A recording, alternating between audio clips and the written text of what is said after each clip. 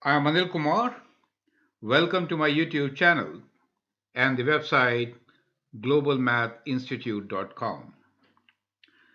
Let me thank all the members, the subscribers, and the regular persons who are watching my videos for their valued suggestions. Many students want to understand about the characteristics of sine function. Now, some of the characteristics are straightforward. However, the end behavior of a sine function, interval of increase and interval of decrease. This is kind of confusing to many students. In this video, we are going to address how do we answer these questions.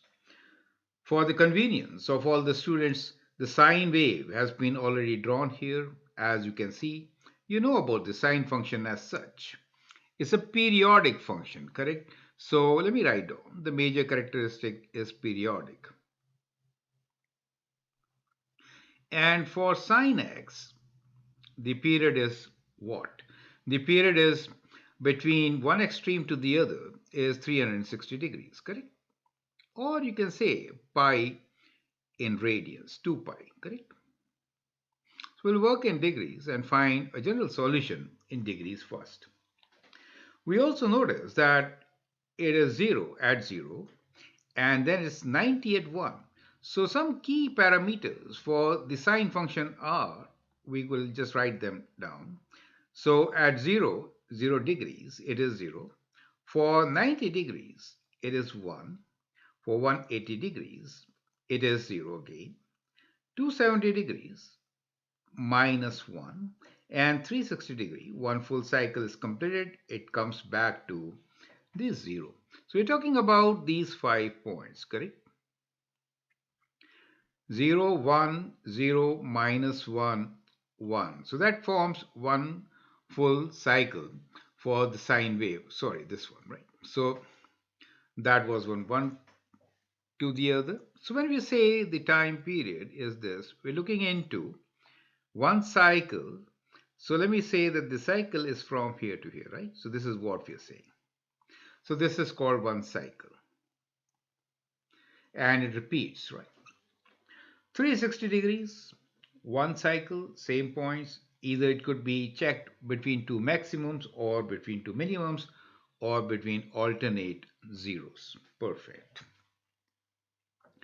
Now, let's answer them one by one, the simple ones first, and then we'll get into the end behavior, interval of increase, and interval of decrease.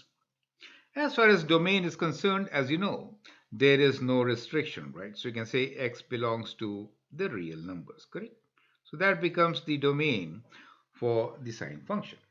As far as the range is concerned, the minimum is minus 1, the maximum is 1, and therefore the range is that the y values, they do belong to real numbers. However, they are between minus 1 and 1, correct? X-intercepts. X-intercepts are at 0, 180 degrees, 360 degrees, and so on. So we can write the x-intercepts at k times 180, where k belongs to the integers. Right? K could be plus minus 1, plus minus 2, plus minus 3, and so on. So in general, it is integral multiple of 180 degrees, correct? So that becomes the zeros. The y-intercept is the origin. So at 0 degrees, you have the value 0. As far as the symmetry is concerned, let's look into the symmetry of this particular graph. So let me take a fresh page to write more about the symmetry.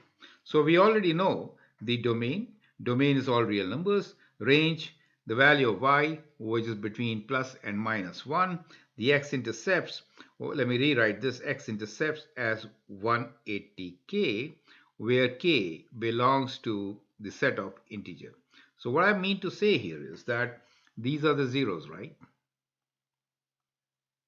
These are the zeros.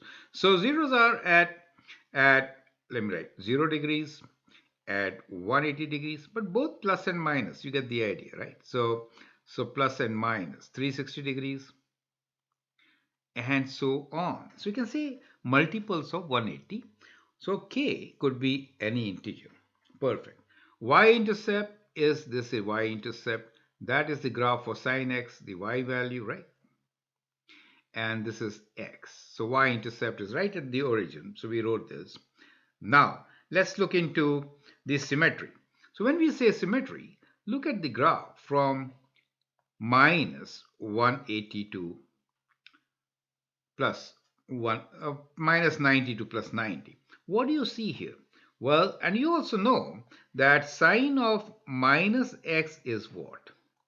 Sine of minus x is sine x, right? Minus sine x. Since sine of minus x is minus sine x, we are saying that if we want to find f of minus x, we get f of x. That means the function is odd function. Is that clear? So odd symmetry. So that is how we can say that it has the odd symmetry. So odd symmetry really means it is symmetric about the origin.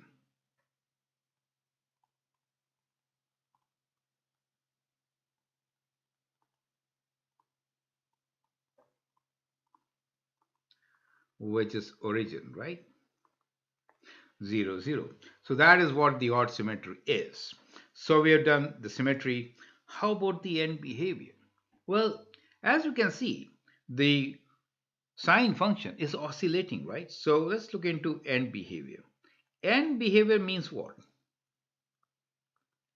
End behavior means what happens when x approaches positive infinity or what happens when x approaches negative infinity. While in both cases, the wave is oscillating, right?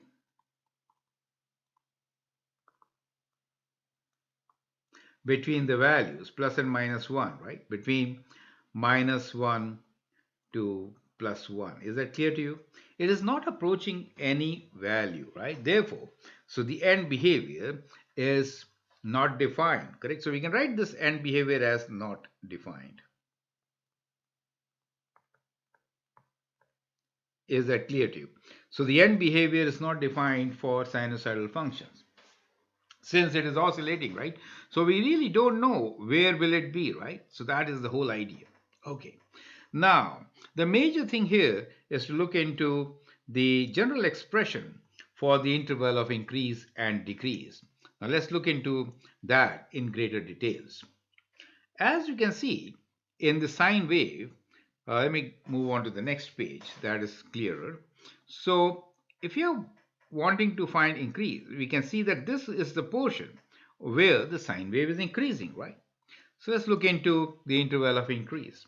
You can clearly see that it increases from minus 90 to plus 90, correct?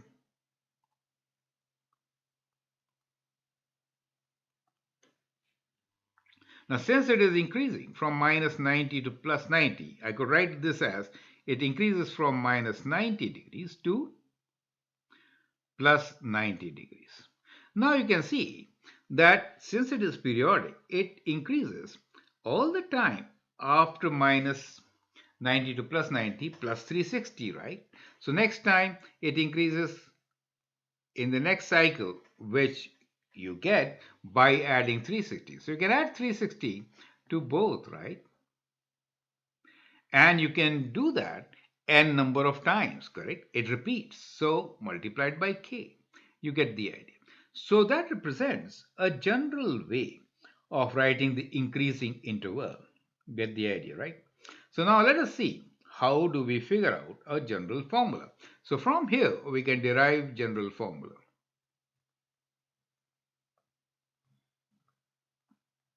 for increasing interval.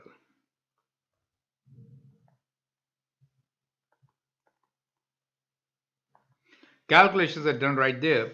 So what we saw here is that it increases from minus 90 to plus 90. We could add 360k, where k belongs to integers, right? Now, if I take 90 degrees common factor between minus 90 and 360, I get minus 1 plus 4k, right? Similarly, I could also take plus 90 as a common factor for 90 and 360k. I get 1 plus 4k. Now we know k belongs to integers in this case. Rearrange the terms in the bracket. We get 4k minus 1 outside is 90 degrees and 4k plus 1 outside is 90 degrees. So that becomes a general expression which represents all the increasing intervals. You get the idea, right? So there you go. So we have a formula here which is a general expression to represent the increasing interval for the sine wave. Perfect. I hope this is absolutely clear, right? Now let's look into the decreasing interval. So the decreasing interval, as you can see here, is from where? It is from 90 degrees. At 90 degrees we have 1, right? The value. But at 270 degrees, what is the value? Minus 1. So it decreases during this interval. So same concept as we did earlier. From 90 degrees to 270 degrees, it decreases. But it decreases periodically, right? All the intervals. You get the idea, right? So, how do we generalize it? We generalize it by writing 360 plus k, where k is an integer for both the values. So, we get 90 degrees plus 360k to 270 degrees plus 360k. In both the cases, we can take 90 degrees as a common factor. Then you get 1 plus 4k to 3 plus 4k. So it decreases from 90 degrees 4k plus 1 to 90 degrees 4k plus 3. So that becomes the period during which the sine wave decreases regularly. So I hope you got all the concepts, correct? So you now understand all the characteristics of sine wave. I hope it is absolutely clear. Perfect. So we did find that the sine wave has a domain without any restrictions, has a range which is in between plus and minus 1, correct?